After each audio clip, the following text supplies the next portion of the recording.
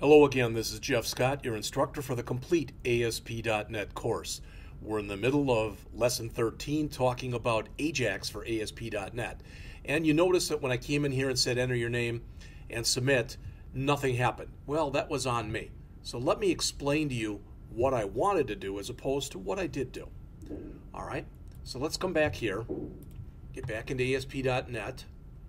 All right, and what I wanted to do was something that would be updated. So rather than saying enter your name here, what I'm going to say is the current time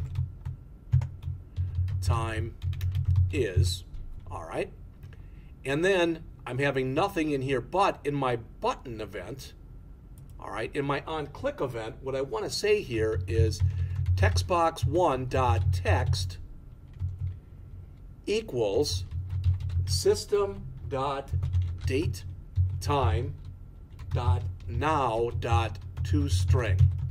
So in other words, what I'm trying to do here, and it's really simple, is I'm saying each time I click, we'll go back and we take a look here at our design.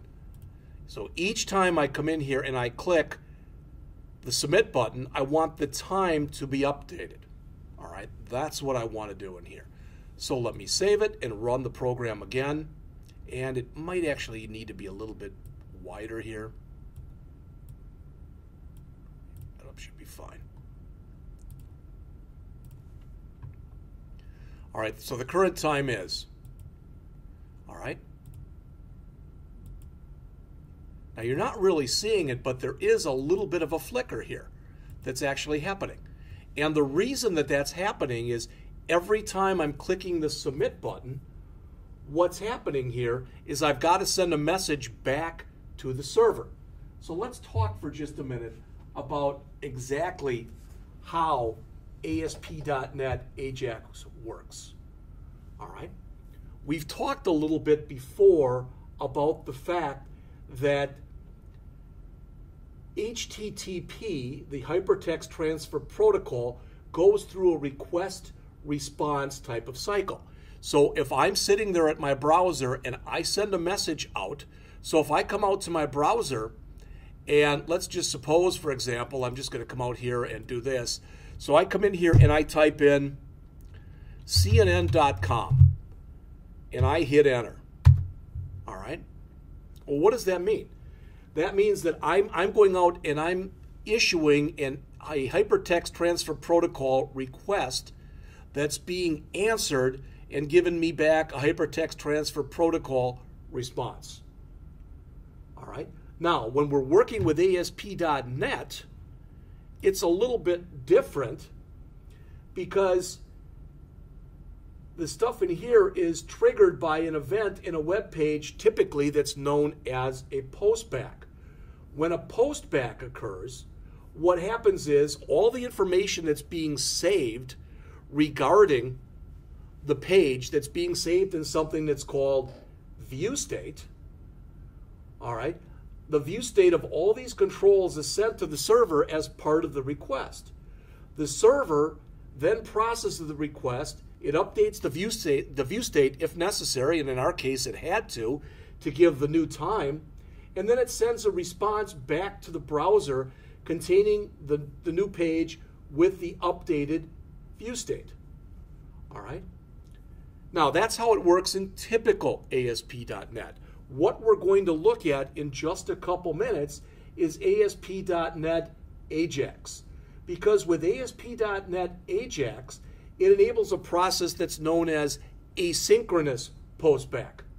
All right, it's similar to this postback that we looked at before, but in asynchronous postback, this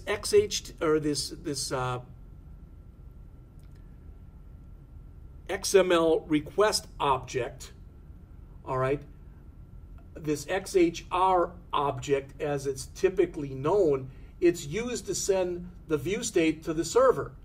All right, the response that's returned is done without having to reload the entire page into the browser. All right, I've tried to look online to see, and let's see if I can find one right now, okay? Because I've looked before, and what I've tried to do is just to go out to google.com and go out to Google Images and look for Ajax partial page refresh. And there's a lot of images in here, but most of them aren't really what I'm looking to show you in here. Let's see if I quickly peruse my way through here, if I find something that looks, for lack of better words, decent. All right, we'll just use this one, and I'll even save this. Just throw it out onto my desktop right now.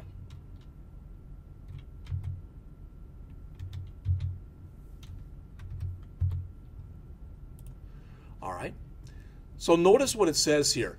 Normal page updates with ASP.NET. This is what I showed you before. You're at the browser, you issue some kind of a request. So this is going out as an HTTP request.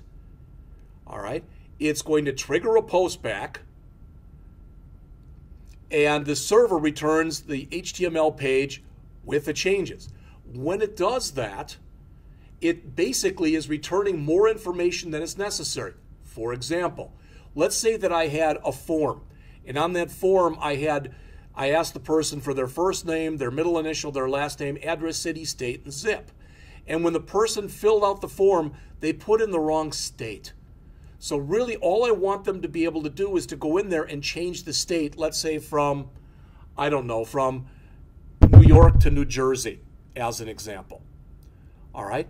But the problem is when I don't use ASP.NET Ajax, all of that information is sent back, not just the one piece of information that I need.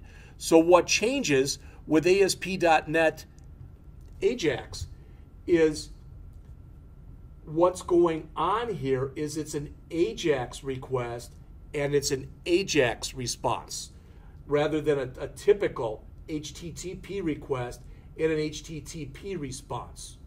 All right. Now, in order to work with this stuff, with the request and the response, we need to talk about the components of ASP.NET Ajax. And they're really threefold. There's the ASP.NET Ajax client-side framework. And that's a JavaScript library that's loaded on the client, and it supports the ASP.NET Ajax controls that we're going to look at momentarily. All right. We've got the ASP.NET Ajax server controls. We're going to look at those momentarily, just so you see them. They're the controls that are shown, let's see.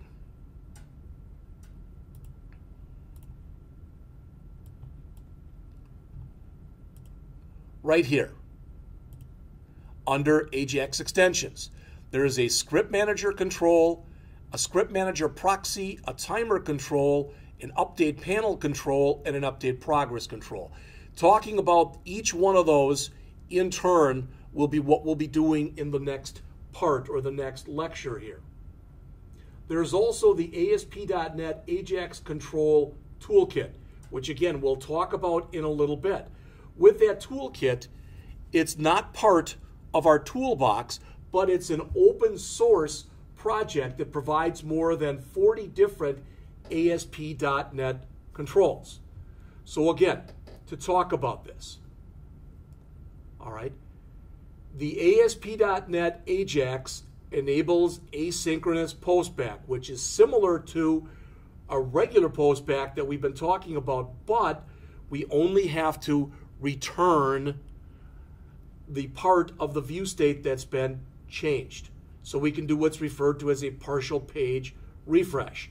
Again, those three components are the ASP.NET Ajax client-side framework, which is a JavaScript library loaded by the web browser, and it allows JavaScript code to interact with an ASP.NET application server through using that XHR object that we'll look at momentarily. We've got the 5 server controls, which we're going to also look at momentarily. And then the ASP.NET Ajax client-side framework. All right, the control toolkit, again, is not provided as part of the standard Visual Studio toolkit. Rather, it's available as a separate download for Visual Studio. Okay?